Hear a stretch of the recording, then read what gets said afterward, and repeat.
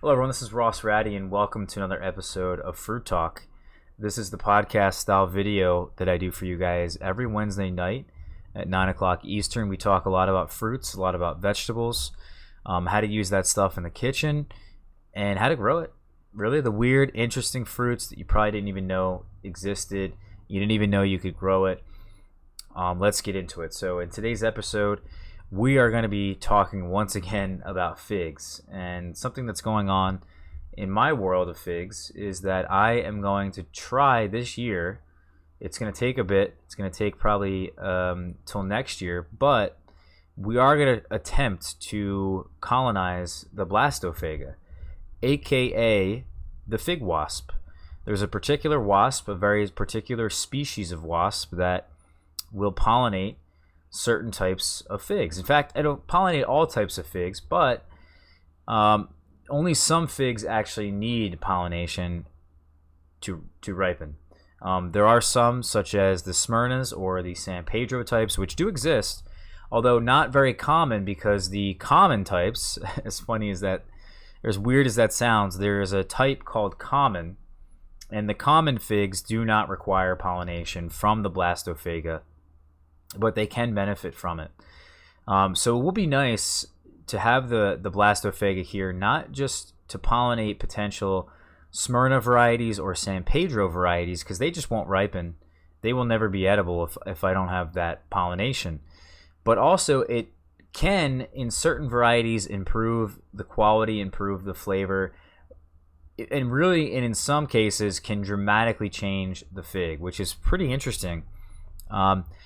It's just a nice little thing to experiment with, I think. There's no, this isn't really out of necessity. This is something I think that is quite interesting and I think doable. Here in Zone 7A in the Philadelphia area, we're going to attempt it. Now, for me, I'm going to be using a greenhouse. So the big idea and the big problem with the fig wasp and why it's not more widespread throughout the United States or even throughout the world is that it's very difficult to colonize and keep the levels of the populations of the Blastophaga high.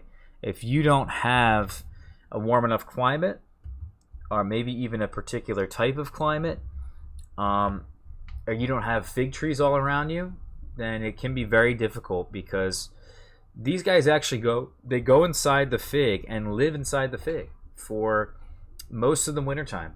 And if it's too cold in the wintertime, they're just going to die. That's their home, is in fact the inside of a fig, which is pretty cool. And the way that they are kind of propagated in a way, or survive on, is that they use these things called capra figs. And these are the male figs. And the male figs then get pollinated by the wasp, and then that fig actually is then brought over to the common figs, to the San Pedro types, to the Smyrna types, placed around those trees, and then the wasp leaves that, gets the pollen from the male fig, and then brings that pollen into the other types that it can then pollinate, which are also edible. So pretty interesting. It's really, really cool. I think the biggest thing that I need to worry about here in my climate, we're going to get to what you would do, I think, in a warmer climate in just a moment here. But what I need to do is definitely have a greenhouse. But if I lived in somewhere a bit warmer, say like Zone 8, maybe a bit warmer of a Zone 8, you can do this. And here's how I know why. There was a study that was done in Hungary, and this is what they came up with. It says here, let's see here. It says that when the winter temperature sinks to the level between grades minus 12 to 14 Celsius, 90 to 95% of the wasp hibernating as adults are going to be frozen and they will die. Therefore, the cold period of 2012 February, the individual numbers of the fig wasp population in that particular region of Hungary decreased dramatically.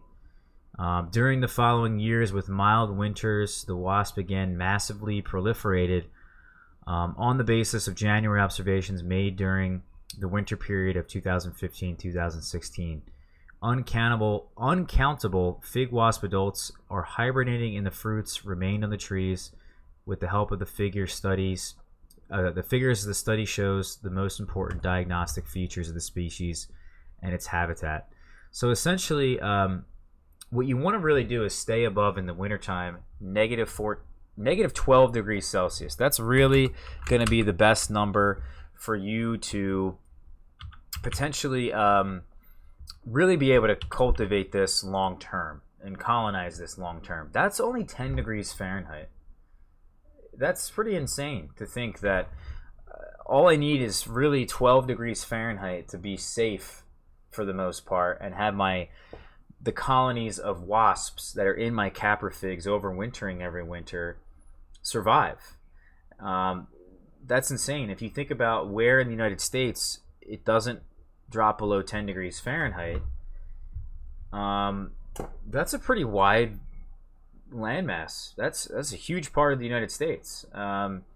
You're talking maybe even parts of you're going to have some really freak winters which are going to wipe the population out, which is really the big issue.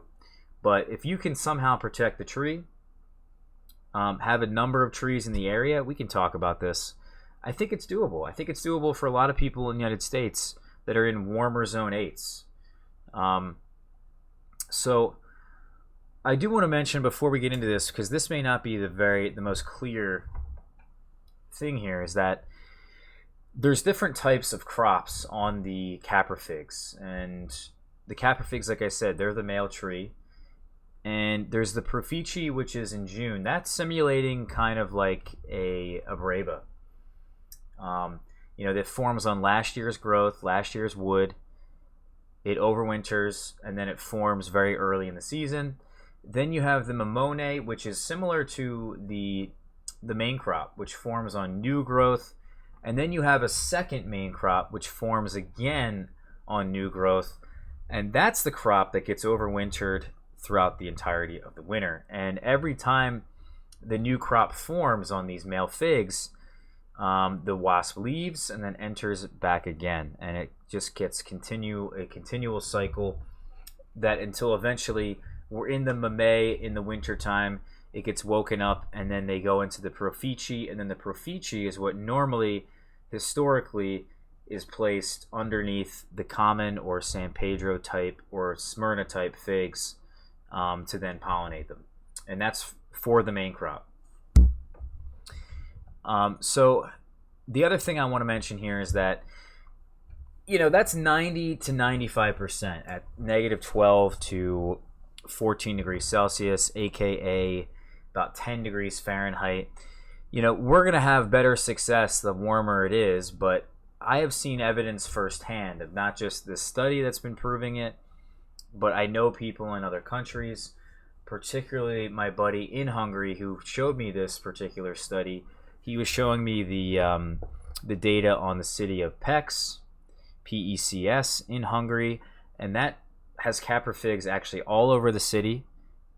There's plenty of population there of the Blastophaga in those trees every winter, and the population from that city can then be spread out further into colder areas, that if, let's say, it does get too cold in those areas, it then proliferates and recolonizes itself from those areas that are a bit warmer.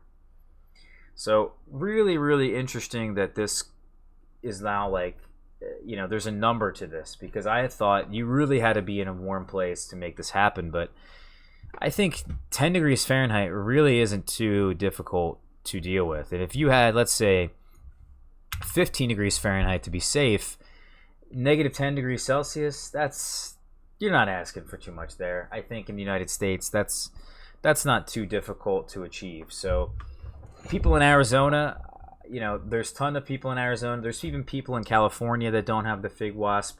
Maybe even parts of Seattle, all of the state of Washington. Or most of the state of, well, maybe not all of it, but definitely in the Seattle area, that is a warmer climate there. You guys are going to be able to do this. Texas, Florida, that the wasp doesn't exist in these places, and it really is just a shame. So that's kind of why I'm making this video, is to kind of help you guys or encourage you guys to at least try this. I'm not saying it's it's not guaranteed to work, but I'm going to try it in the greenhouse. And what my plan is, I'm going to mention now, is that we're going to be grafting, and we already have actually, and it's actually some of them have already taken. We've grafted 3 different types of caprofigs onto a rootstock. That rootstock will then get planted in the greenhouse and will stay in the greenhouse year round. And it will grow as an in-ground tree. The issue that I'm going to have is actually keeping it cooler, because if we look at August, if we get to 90 degrees Fahrenheit outside, you know what temperature it's going to be in that greenhouse? Really, really warm. So we're going to have to figure out some way. I'm going to definitely keep the windows open, definitely keep the door open to the greenhouse all year like I normally do. But that is just way too warm for any fig tree to survive, 130 degrees Fahrenheit during the day. So I imagine that tree is going to struggle to really grow all that much, and it may even struggle to survive. So we're going to have to play around with that, and we may even have to take care of it specifically, which is a whole lot of work that I didn't really want to have to go through. Everything in my yard is on a timer, and I don't water a single thing in the ground. I don't fertilize a single thing in the ground. So this is going to be one tree in the ground that I'm going to, or even one plant that in the ground that I'm going to have to probably take care of specifically.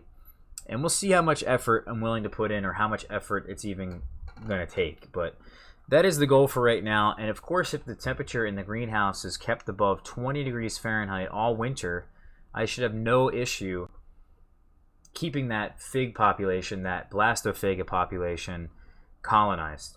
Now, again, if I was somebody who lived in a warmer zone 8 that was really trying to do this, I would be trying to get many types of caprofigs, because that's really key. Getting a lot of different types is going to ensure that you have some sort of caprofig crop, either the Mamey, Mamone, or the Profici, basically at all times. Because if you miss one of those crops, it's over. You're not going to be able to make this work. So you need about 3 or 4 or even 5 different varieties of caprofigs in your yard that are reliable in terms of putting out those types of crops.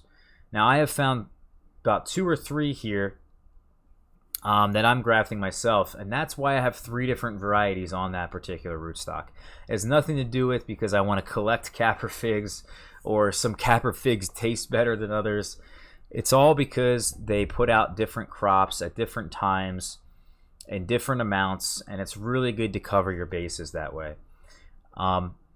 Now, the other thing I would do is that I would really try and focus on getting these caprofigs in a really wide area, not just in your yard. Go out and kind of guerrilla plant these things. Maybe you have a forest nearby. Try and get them in the forest, where in a spot that maybe is a bit warmer.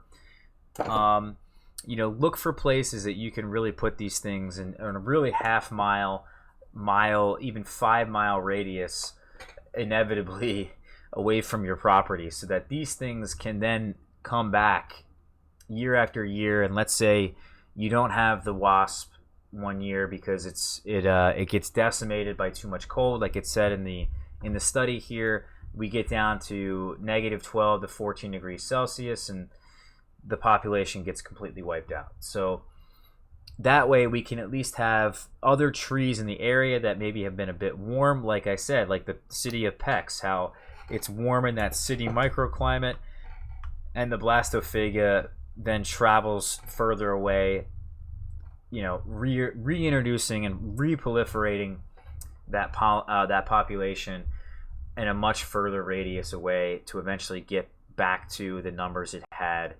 before, it said here in the study, of 2012. So it did take a number of years, 2012 to then 2015, to get the population back going, or really to high numbers again. So there is some downsides to this potentially, and I want to get to that in a minute. But the last thing I think I want to mention is that in order to get this whole thing going, by the way, I think this is sort of obvious, but it's probably not obvious to all of you, is that you're going to have to get Profici from somebody that has the wasp, meaning you're going to have to get Profici from somebody in California to then send you Profici through the mail. Probably you're going to have to pay for it unless you know somebody. First off, you're going to have to know somebody anyway to do this, but inevitably you're going to have to get that Profici with the wasp in it, and then it's going to have to then enter some of your caprofigs wherever they are in your yard, whether it's in the greenhouse or not. They're going to have to then colonize and acclimate themselves into those trees. And if they don't, and that whole process fails, you're going to have to start that whole thing over again. So it's really a bit tricky, and it can really, this thing can really have so many pitfalls, and there's so many holes in this whole thing. But if you really wanted to do this, this is possible. And I believe, and there's some people out there that don't believe this is possible, and there's been people that have been trying and trying. I don't know how hard they've been trying. I don't know how hard I'm willing to try, but if you really want to make something happen, you can do it. There's a million ways to do the same thing. I've learned that so much in gardening. There's also, if you really want to grow something strange in your climate, you can make it work. If you put in enough effort, you really spend enough money, you can do it. It may take forever. It may take years. To get a nice rack of bananas here in Pennsylvania, you could do it in a container. You could grow them in a container, but it'd probably take you about 2 or 3 years before you actually get a rack of bananas, and then you have to start the whole process over again. So it's really, really tricky. But again, if you really want to do something, it's your goal, you can do it. But there is some downsides, and I want to mention some of the potential downsides. There are people out there that believe that with that excess pollination, because you don't really normally see the fig wasp in more humid areas, which is sort of true, sort of not true. But because there isn't really too much data on pollination in humid climates, there is a belief out there that the fig wasp would actually split your figs more frequently than not. But to be honest with you, I don't think that really makes any sense, because it shouldn't really be related. But it's possible, and it's been shown in lots of figs that I've seen pollinated overseas, even in dry climates. They have a lot of their figs that have split, and it's very possible. It's very likely. Also, the downside to this is that you just wasted a whole lot of time. This could definitely not work. Like we mentioned, is that there's a lot of pitfalls. There's a lot of holes in this.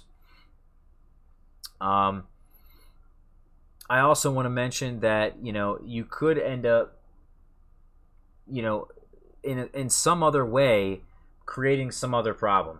And when you're introducing a new thing, a new insect, a new something into your climate that doesn't exist there before, you kind of are playing God, and you need to sort of make sure, and I don't really think something like this could happen, but you need to make sure that nothing's really happening too badly or badly at all to the ecosystem that is currently in your area. So there is all that and all these different things that I think could potentially go wrong, but in the end, I think this is overall a really great thing, and I think it's something worth trying. So hopefully you guys enjoyed this episode. Hopefully this is something that some of you guys can be inspired by, and we can then be talking about this next year, and how I'm getting Profici from a friend, and how I'm actually going to be introducing the Profici into my greenhouse, and we'll see what effect it does. You don't really know until you do it.